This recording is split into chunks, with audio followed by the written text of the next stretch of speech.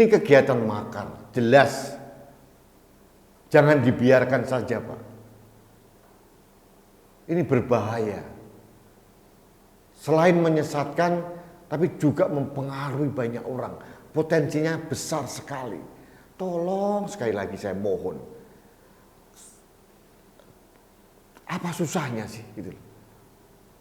Alfian Tanjung sudah dibereskan. Kenapa ini tidak?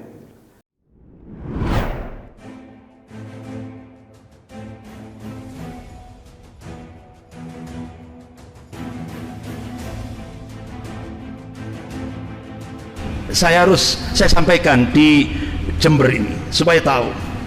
Jadi gini, ini kalau ini benar-benar terjadi betul di Indonesia, ada 4 opsi. Opsi pertama, triumvirat. Triumvirat itu dalam hukum ketatanegaraan di Indonesia, ketika terjadi hal-hal yang tidak diinginkan, itu yang dimunculkan adalah Menhan, Mendagri dan Menlu. Ini triumvirat. Tapi ini posisinya lemah. Kemudian muncul opsi kedua, presidium. Nah, presidium ini ternyata orang-orangnya yang disiapkan itu semua anti-Islam. Ini sangat membahayakan bagi umat Islam di Indonesia. Akhirnya tokoh-tokoh ulama di Jakarta menolak opsi kedua ini. Opsi ketiga, ini yang mau digerakkan oleh Luhut Binsar Panjaitan, the real presiden, presiden yang sebenarnya. Luhut Binsar Panjaitan bersama Hendro Prayono. Ini kader-kader Odo Yesuit, kader-kadernya Jenderal LP Modani.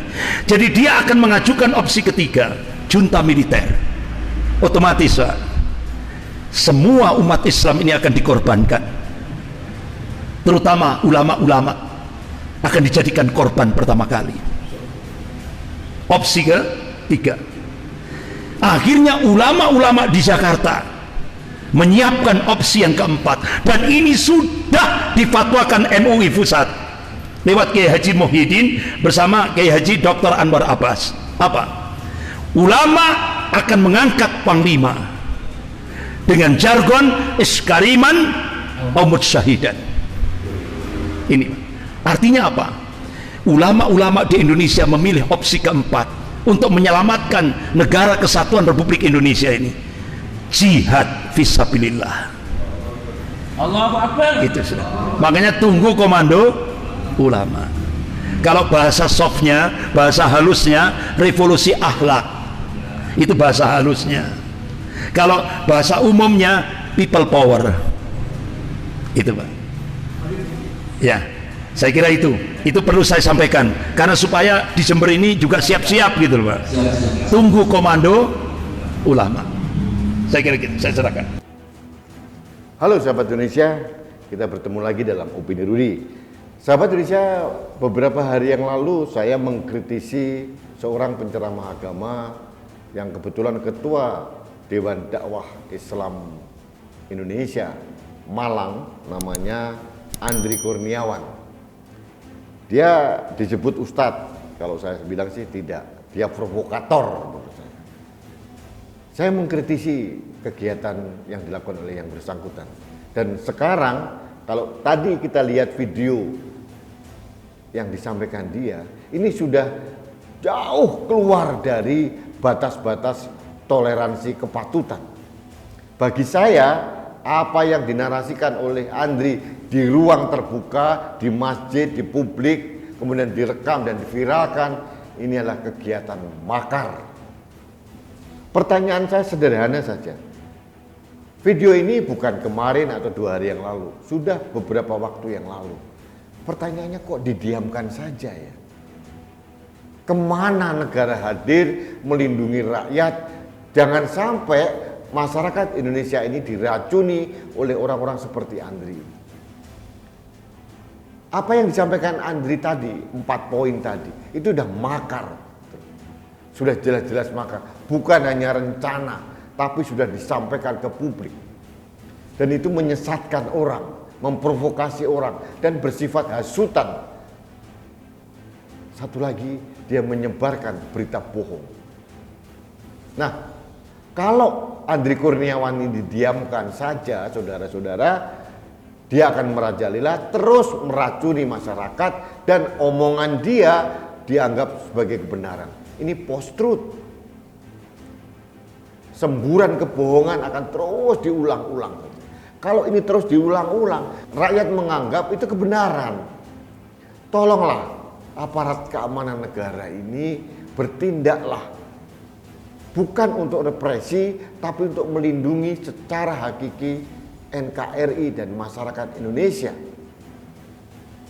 Kami ini cinta Indonesia, cinta kedamaian, cinta toleransi, cinta keberagaman, cinta NKRI, cinta Pancasila. Tolong kami dilindungi dari orang-orang seperti Andri Kurniawan. Jangan sampai apa yang dikatakan oleh Andri Kurniawan ini dianggap sebagai kebenaran. Berbahaya, Pak, berbahaya. Pak Kapolri, Jenderal Polisi Listio Sigit Prabowo, tolonglah. Saya tahu banyak masalah di internal Polri, tapi tugas Polri secara esensial adalah melindungi dan mengayomi masyarakat, termasuk melindungi dari orang-orang seperti Andri Kurniawan. Ini kegiatan makar, jelas. Jangan dibiarkan saja, Pak. Ini berbahaya. Selain menyesatkan, tapi juga mempengaruhi banyak orang. Potensinya besar sekali. Tolong sekali lagi saya mohon. Apa susahnya sih? Gitu. Alfian Tanjung sudah dibereskan. Kenapa ini tidak? Menurut saya ini jauh lebih bahaya dibandingkan Alfian Tanjung. Ini bukan sekedar makar, tapi juga menghasut orang, memprovokasi orang, dan menyebarkan kebohongan. Sekali saya katakan, Pak, kalau kebohongan ini dibangun terus, dan disampaikan ke ruang publik berulang-ulang dan berulang-ulang, akan dianggap kebenaran. Saya yakin polisi cerdas gitu. Jangan pernah takut tentang jargon kriminalisasi ulama, bukan. Bagi saya, Andri Kurniawan bukan ulama. Ulama yang baik itu adalah ulama yang mengayomi masyarakat, membuat keteduhan, dan memberikan panduan untuk hidup yang damai dan sejahtera. Kalau orang yang memprovokasi, menghasut, melawan negara, melawan pemerintah, ini bukan ulama. Mereka mengatakan Presiden Jokowi dan pemerintahnya zolim. Sekarang pertanyaannya, siapa yang zolim? Mereka yang zolim, menuduh seenaknya. Jadi sahabat Indonesia, ini suara saya yang kesekian kali.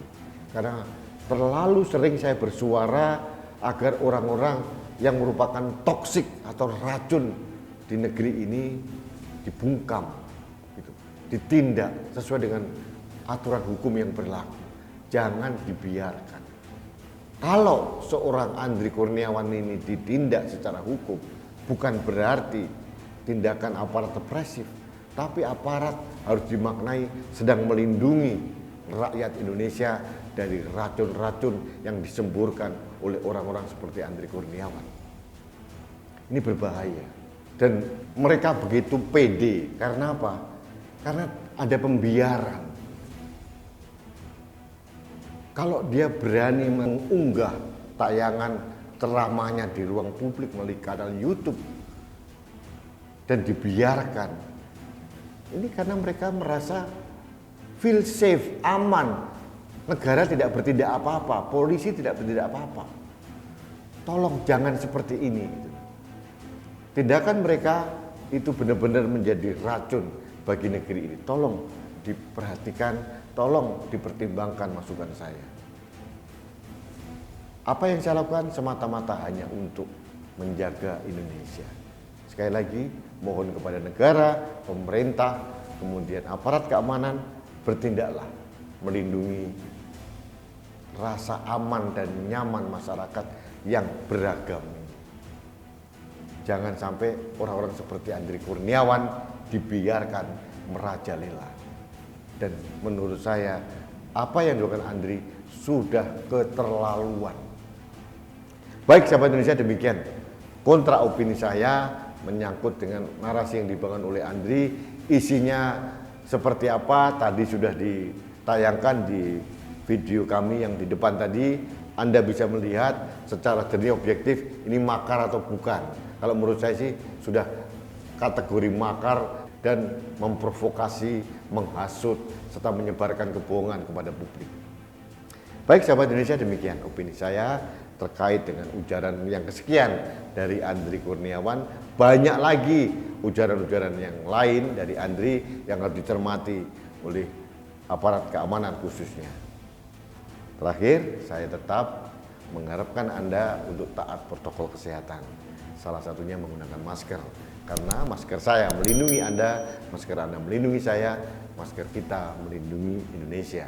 Salam satu Indonesia, salam budaya Nusantara, salam toleransi, salam sehat untuk Indonesia. Saya Rudi SKP.